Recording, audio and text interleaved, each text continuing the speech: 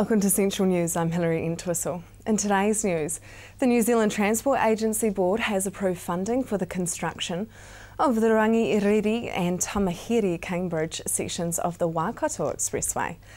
New Zealand Transport Agency Chief Executive Jeff Dangerfield said approval of funding for the projects means that constructions on both can get underway next year, and the NZTA will remain on track to complete the full length of the Waikato Expressway by 2019.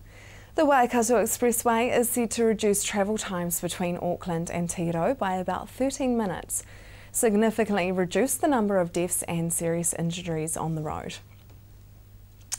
Catching a glimpse of progress being made on the Bay of Plenty's largest ever roading project, the Tauranga Eastern Link, just got easier through a new set of binoculars at the top of the Papamoa Hills Regional Park.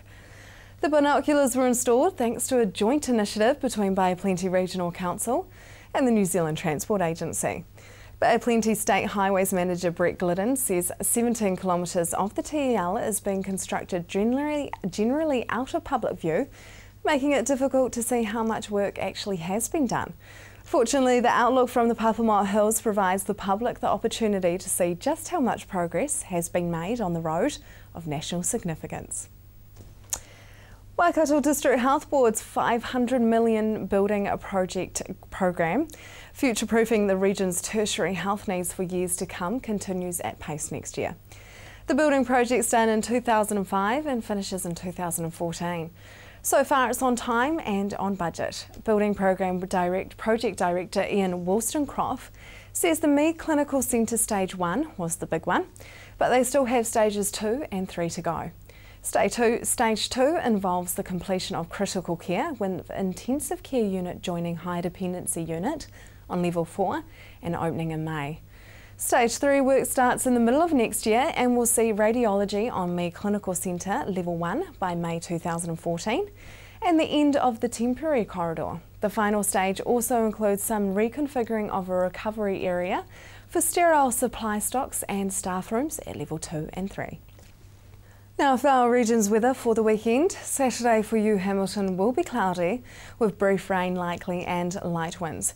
Your expected high is 25 and an overnight low of 15. Tauranga, your Saturday will be much the same, mostly cloudy with brief rain likely and light winds. Your expected high is 24 and an overnight low of 19. Hamilton, your Sunday will be wet, rain all day, but there will be no wind apparently. Your expected high is 26 and an overnight low of 15. Sunday for you, Tauranga will be wet, rain and an easterly. Your expected high is 25 and an overnight low of 17. Just ahead, we wrap up the year with some of our mayors.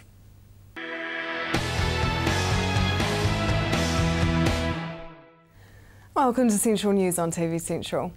Well, December is upon us. The end of the year is approaching far too fast. So Amy thought it was about time we took it a little more personal and spoke with Mayor Julie Hardacre about the year that was 2012. Well, I think the whole of the Waikato would say winning sports events was the biggest thing to impact on all of our lives, and you know, we're getting a lot of mileage out of that. I can tell you that when the Prime Minister came to open the Te Rapa section of the Waikato Expressway last weekend, he was going on about, you know, all the wins that we've had in our sports events and trying to tell us that, you know, the Blues were coming to take these away from us, which of course the crowd reacted rather unfavourably to. So I think, you know, that actually had a really big impact just on how people feel about the city and the Waikato. We've won not only rugby but netball, and we've had some great Olympian records as well. And those people have been out and about in our city and part of our community, and they could be your neighbour. And so people feel like they know them, and so that's been great. Look, the other things is we've had some great roading projects, and they've been finished this year. It's been a little bit torturous with some of the roadworks, but now that people can see the end and they can use them, people are feeling really good about that. The ring road was opened about a month ago, and the Te Rapa section of the expressway was also opened, and those are great outcomes. And we've just about finished the River Road intersection off the bridge there. So I think those are, you know, that's been a big piece of work for the city and something that's sort of changed overtly change the way people interact with the city. So tell us, what were your highlights? Look, every day is a highlight, to be honest, because every day's got something new and some new challenge or something exciting and wonderful to deal with. We've had some really nice events that I've gone to this year which have been quite special, and one of them just recently was when we had the Governor-General here for the day, and we were celebrating some of our past. The city's connection to its past, and I think that's really important. As our city gets older, our heroes from the past and what they've meant sort of come to the fore. So we've had Sapper Moore-Jones and his connection with our city, and we had the 50th birthday of the Founders Theatre last week, and that was a wonderful occasion, talking to people who were around when it was built and what that meant to them and the history of how that came about. Again, just starting to define our identity through telling stories from the past, I think has been quite delightful actually. Any lowlights? To be honest, no. It's a great job. And although, sometimes, there's ups and downs in terms of, the daily diet, it's a great job, and every day there is something new and exciting, and I certainly do enjoy the aspects of the job, all of them really. So I can't say there's any lowlights. I think that some of the challenges we've gone through with some of the planning, and also, maintaining that budget and keeping focus on that. Sometimes you sort of feel like you want to break out a bit, and but it's really important to keep to the plans and to deliver on the plans. And I think people expect that, and rightly so. And so we've got to concentrate on doing that. And how about 2013?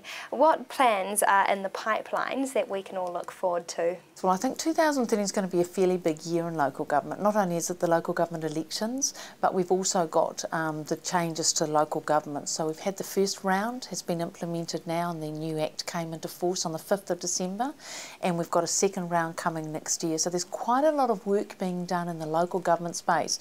It's kind of a little bit boring, but it's actually going to have quite a big effect, I think, on the way councils operate. So that's going to be a big thing on the agenda. I think the regional debate and discussion and how governance is delivered across the region will generate quite a lot of discussion and debate in the community as well.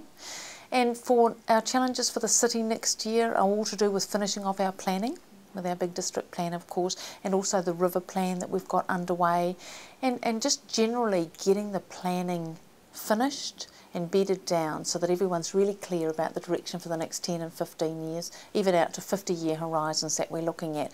And those things are kind of quite mundane but very, very important, particularly as our city grows bigger. And the other thing that's happening next year, of course, another section of the expressway will be finished, and that will make the journey into Hamilton and to Auckland great. And tell us how you'll be spending your Christmas this year. My own Christmas, I love being at home, and Christmas is the time to be with your family and your friends and be at home, and that's traditionally what we always do. And so Steve and I, we usually spend Christmas Day with his mum, and we're a pretty small family. So I don't have much in way of family, just my two brothers, so we usually just chill out and do the traditional Christmas thing in the heat with the full Christmas dinner, which is lovely. And we'll be just spending a couple of days just relaxing really and being around Hamilton. And we generally don't go to the beach over that busy period of time, but I'm sure that we'll catch up with people at the beach somewhere along the way. But yeah, just really enjoying the city. It's a bit quieter at Christmas time here, and it's quite nice. And I'll probably hit the shops with sales because every woman does that, and I am no different. Of course. Got to spend a little bit of money. Of course, yeah. Have you got any goals for the new year? Myself personally? Yes. Just in terms of my role as the Mayor, to continue to keep to the direction that I've set and that I said that I would follow for Hamiltonians, and that is important to me. And coming up to election year, I feel really comfortable about where we're at.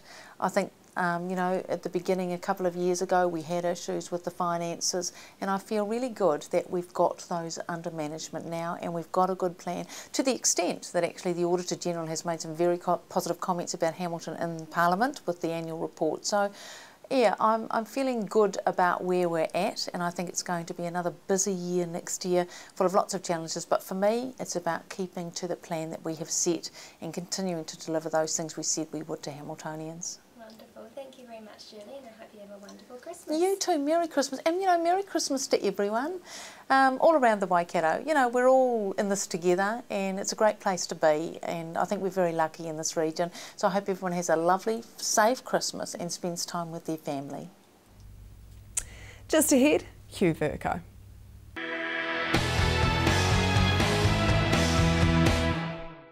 Welcome back. I spoke with Hugh Vercoe to look back at the year that was 2012 and what the most important happenings were for the Matamata Piako District Council this year. I guess some of the major events was in council looking at its budgets for the next 10 years. That's always a major to say this is how we're going to spend your money. You're the ratepayers that pay us the money. What are we proposing to spend it on? Then say, is this a good idea or a bad idea? What we did this year, we went out and we said, you know, if we do all these extra things, it's going to put up rates, so tell us what we should take out of our plan as opposed to what we should put in. But again, we had a lot of ideas of what we should include in the plan that would have put rates up even higher.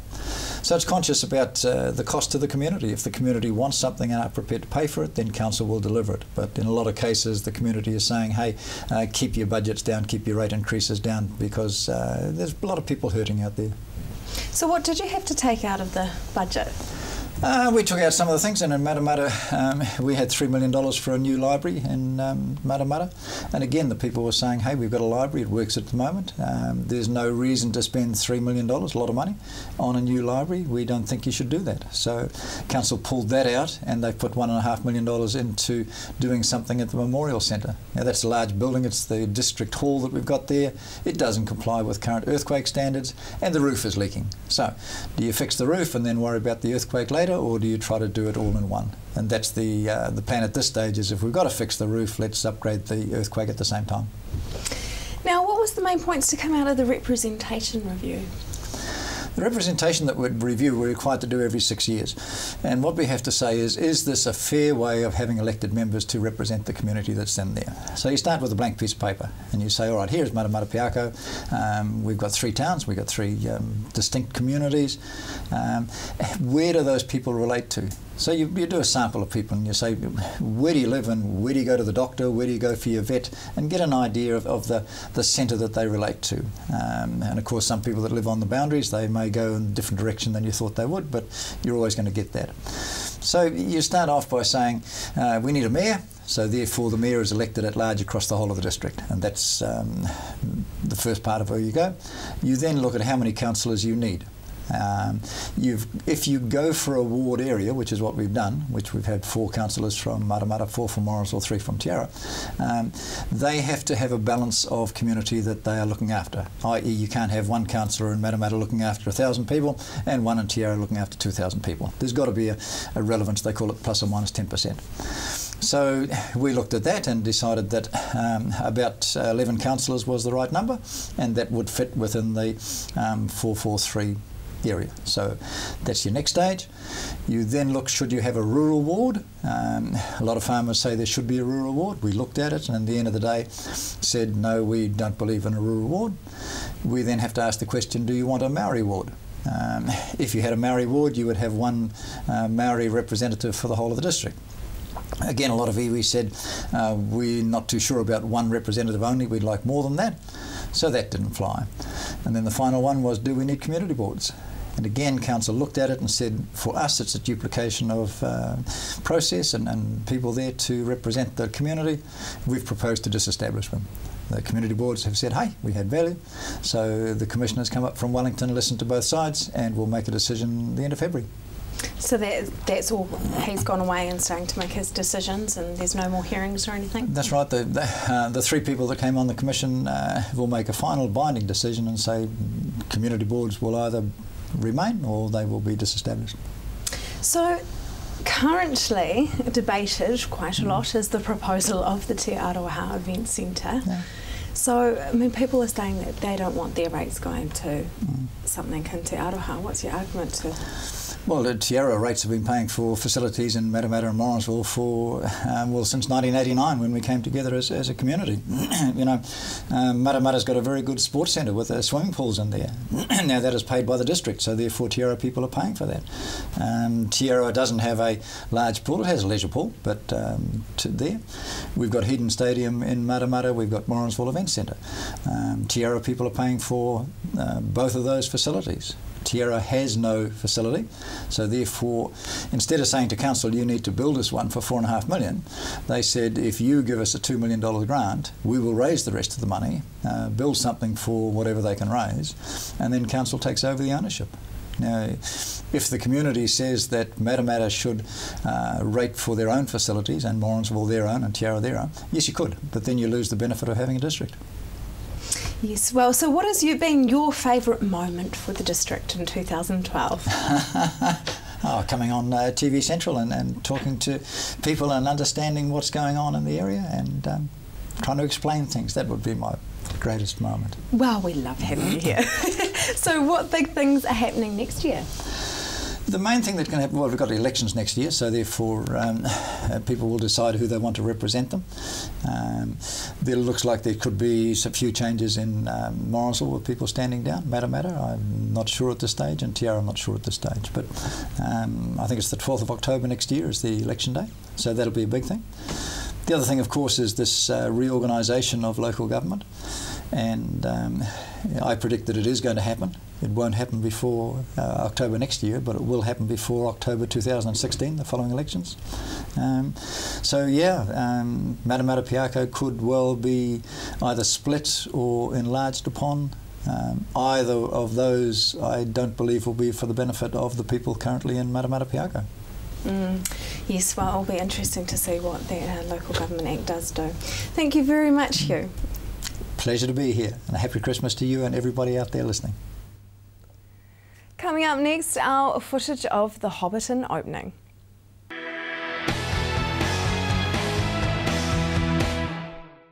If you have just joined us, welcome to Central News.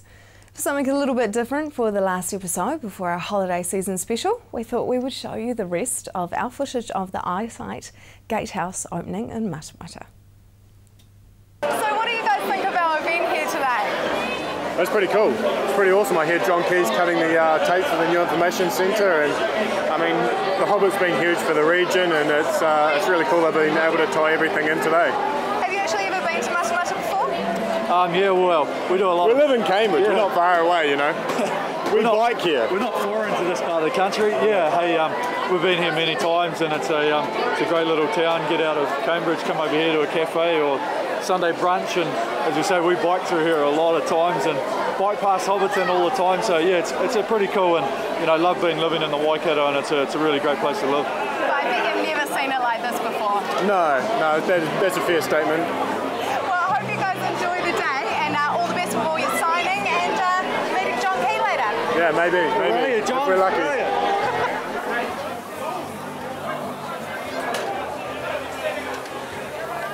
Now, there is a great community feeling here today. Tell us about that. Well, it's been organised so that the community can participate. It's organised for the family, and it's great to see. You know, there's people that are coming out after school, the weather's held out, so it's a really relaxed atmosphere. I mean, yeah, it just feels like a great big huge family carnival almost, doesn't it? Yeah, and that's what it should be. I mean, there's been a lot of work by the business community for the Gatehouse, and it's looking fantastic.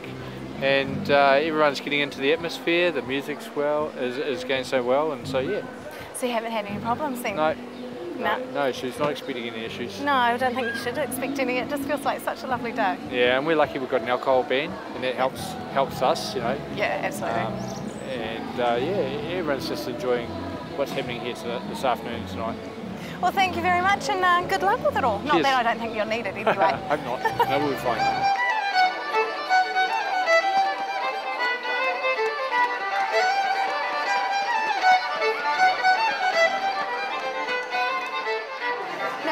Today's event is a Hobbit-like costume competition.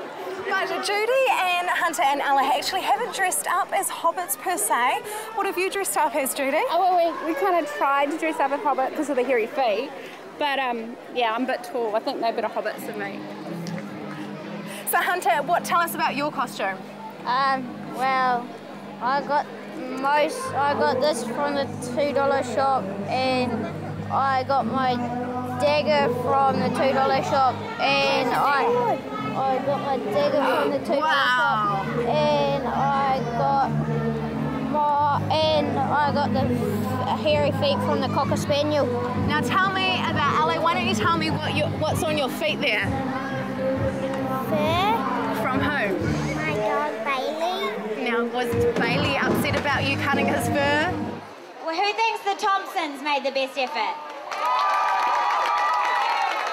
Pretty good.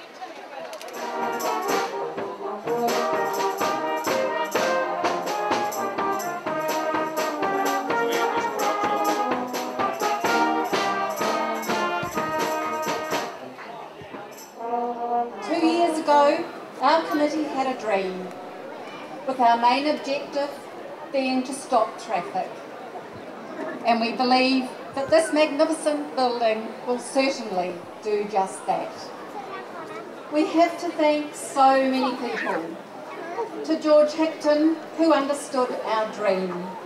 To Oscar winner Dan Henner, our gatehouse, who designed our gatehouse. And Brian Massey, Darren Rower, and their team, who turned our dream into reality.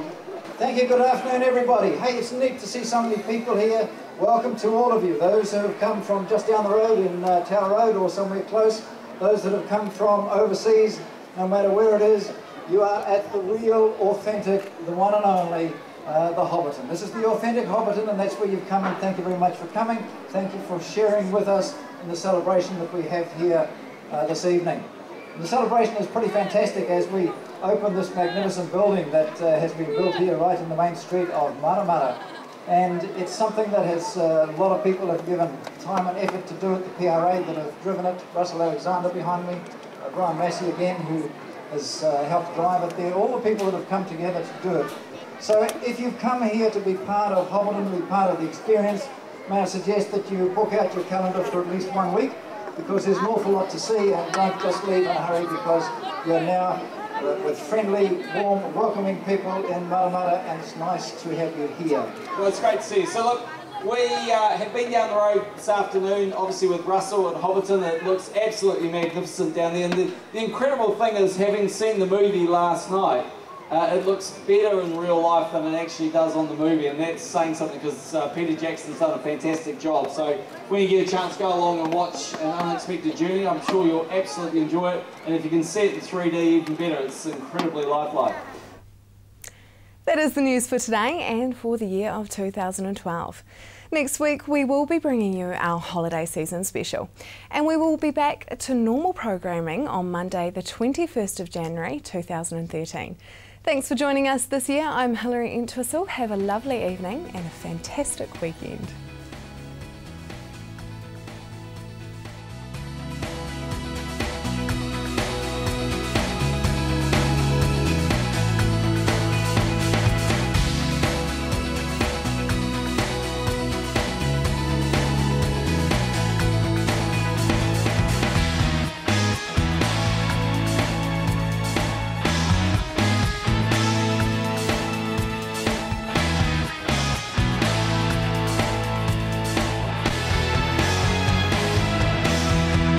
This has been an Alpha Media production, a division of Television Media Group.